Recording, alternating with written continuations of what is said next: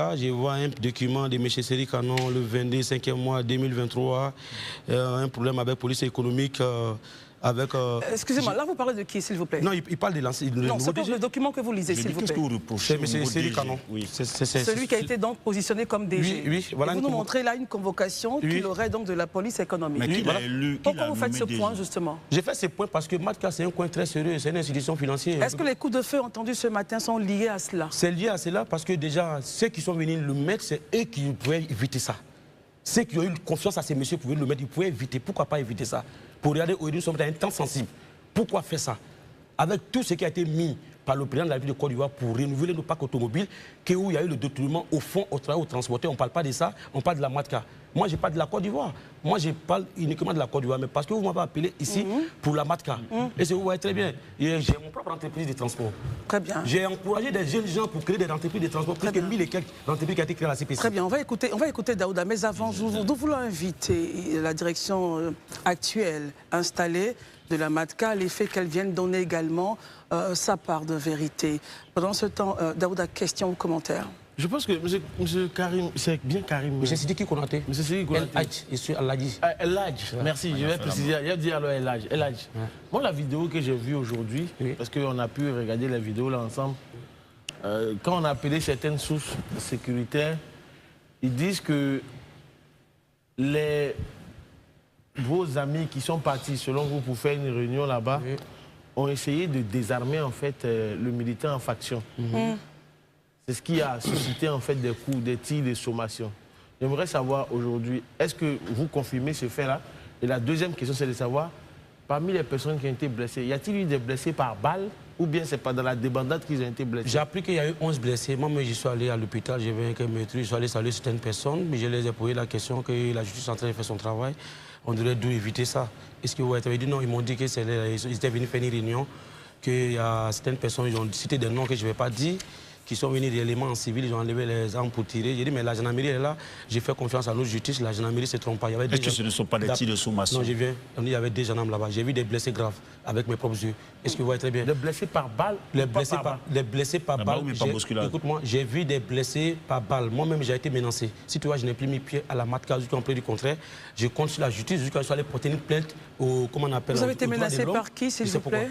Ils sont allés porter une plainte là-bas, pourquoi? Oui, vous avez été menacé par qui? J'ai été menacé par un certain militaire qui était là-bas. Un jour, je lui ai posé la question, mais ici, depuis celui-là, je n'ai jamais vu un militaire ici. Vous faites quoi ici? Il m'a dit qu'ils sont venus pour que... Je dis, mais quand je me renseigne, on me dit que les militaires n'ont pas le droit de venir ici. C'était quand ça? Ça, c'était la fois dernière. C'est la fois dernière. Moi, j'étais là-bas. Le jour où le conseil voulait se réunir à la Matka. Quand j'ai eu les menaces, je n'ai plus mis pied là-bas. Vous avez échangé avec le militaire, vous l'avez confronté? Je lui ai posé les questions, mais monsieur, vous faites quoi ici? Il m'a dit directement, lundi, on va vous remettre la clé pour que le conseil... Il dit, vous avez affaire à Guédou, vous avez affaire à le DG, ou vous avez affaire à le conseil? Parce que je suis avec des gars de conseil, on doit rentrer avec le comité d'arbitrage pour faire des réunions, pour pouvoir connaître qu'est-ce qui est rentré réellement. Parce que Matka n'a jamais travaillé samedi. Très bien. Marius Komoué, question ou commentaire? Alors, nous sommes tous syndicalistes. Hein. Bon, mais pas de la même manière.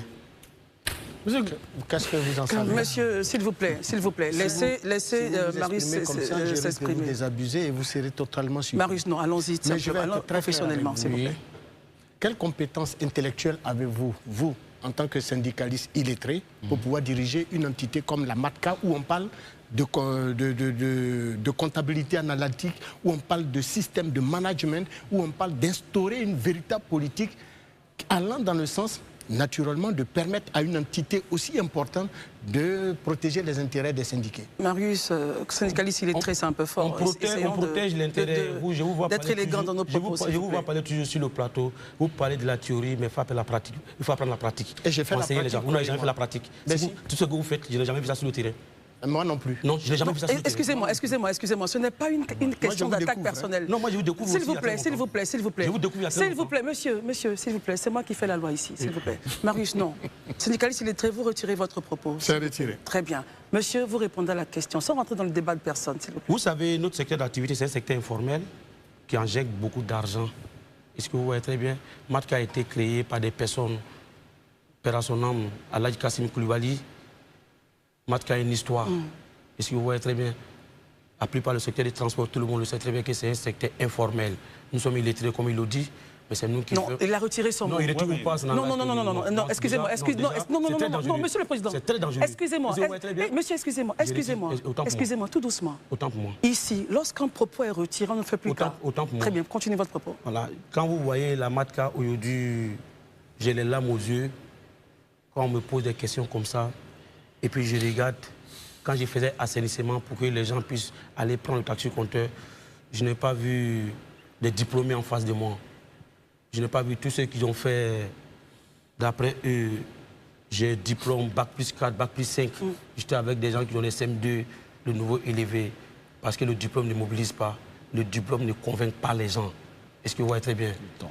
Ça n'a jamais convaincu quelqu'un. Le diplôme ne convainc pas les gens. Herman, laissez-le terminer, je vous en prie. Je suis d'accord avec vous. Herman, laissez-le terminer. Non, laisse-moi, je vais terminer. Il a dit tout à l'heure, je ne suis pas un management de la Matka. Il y avait un souci qui est la concurrence déloyale. Le concurrence déloyale, c'est sur le terrain, ça se passe. Il y a des personnes qui mettent les antennes, qui ne prennent pas l'assurance Matka. Je les connais. Un homme qui est assis dans le cravate au bureau, il ne les connaît pas. Il est un homme de terrain, en tant qu'un pionnier du transport terrestre. Un ancien coxer Niamoro, chargé de Baka. Si je n'ai pas d'expérience, je comprends tout alors. Il y a problème. Et je vois très bien. Aujourd'hui, j'ai créé toute mon entreprise pour pouvoir convaincre mes collaborateurs parce que c'est rentable, le taxi-compteur qui est le vitrine d'Abidjan.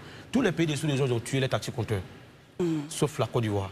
Quand quelqu'un quitte n'importe quel pays au monde, quand il descend à l'aéroport, premier étranger que vous voyez, c'est un chauffeur de taxi-compteur, couleur orange. Je suis d'accord avec vous. Mais je ne suis pas d'accord que le président de la République de Côte d'Ivoire a créé les taxis ivoires. Le taxi ivoire qui a été donné à des personnes qui ont tué le système, SOMAT, GMTCI. Les mêmes gars se retrouvent au sein de la Matka. Voilà pourquoi je m'oppose à eux. Je parle à la place du DG. Et je vois très bien, ce n'est pas la première fois qu'on accuse le DG des étrangers. Ce n'est pas la première fois qu'on dit qu'il a fait des détournements. Ce n'est pas à moi de dire tout ça. Et je vois très bien.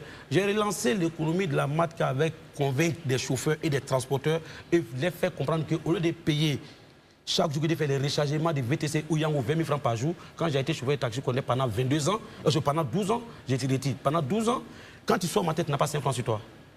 Revenez à la case de départ. Le président tient à ce secteur. BRT dans 2027, le BRT, Rapide Transit.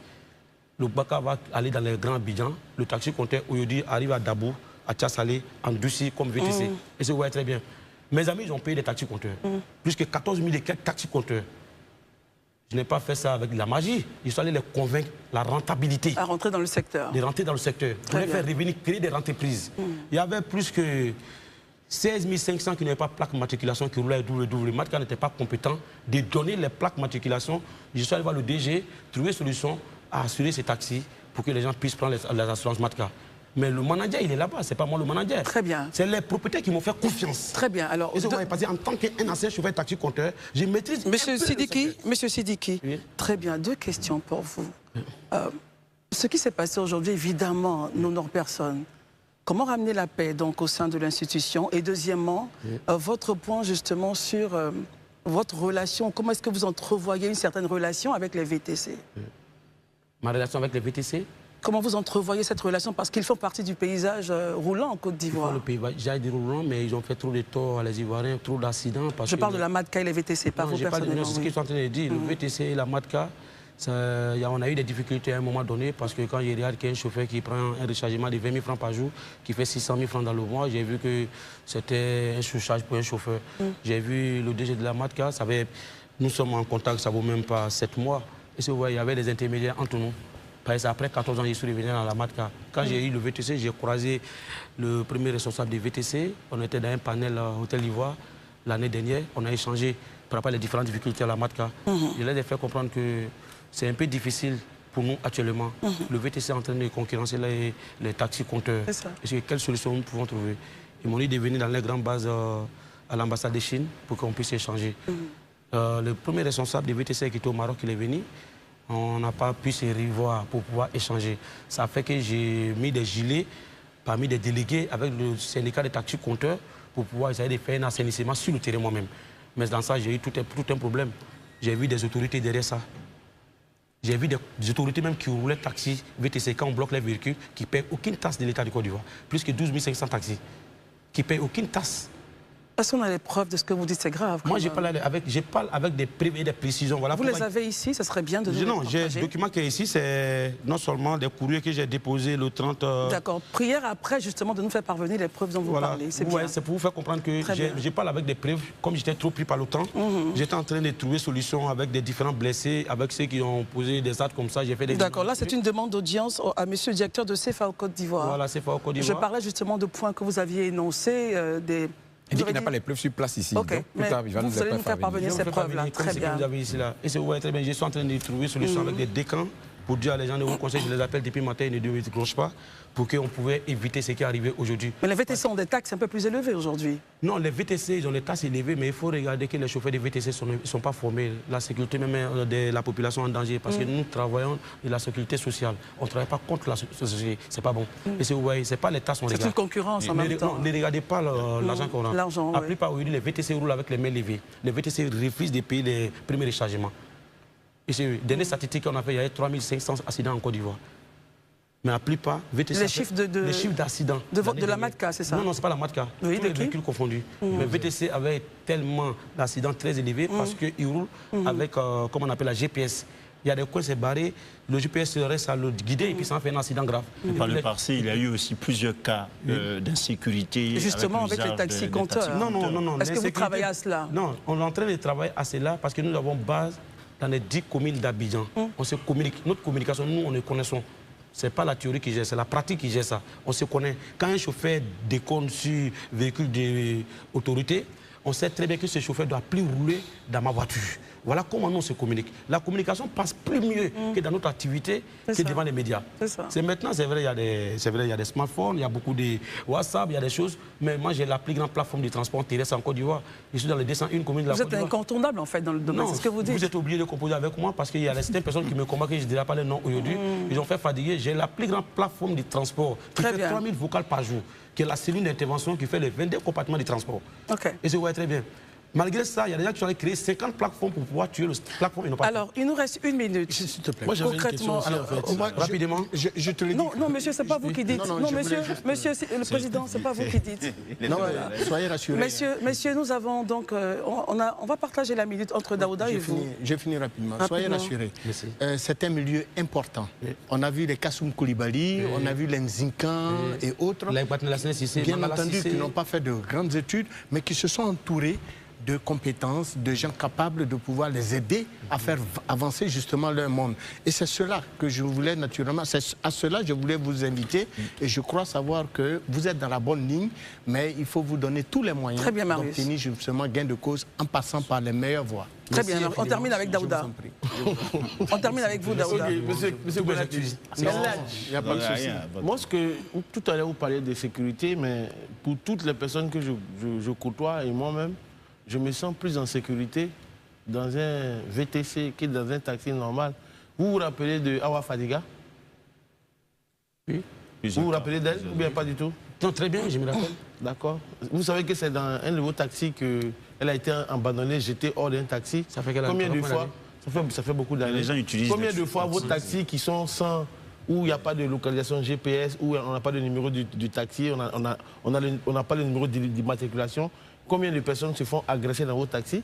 Quand vous me parlez de sécurité ici, est-ce que vous ne pensez pas que ce que vous dites n'est pas totalement juste? Non, il faut pouvoir régler le problème de permettre aux usagers que nous sommes de pouvoir envoyer et le numéro de téléphone et la plaque d'immatriculation à nos proches. Très bien, on terminera avec vous. J'ai dit un grand remerciement au ministre des Transports. J'ai encouragé le DG des, comment on appelle là, tout dernièrement là, des guichets uniques, qui avait plus que 180 000 plaques matriculation qui étaient déjà prêts pour pouvoir donner ça aux transporteurs et à tous les véhicules.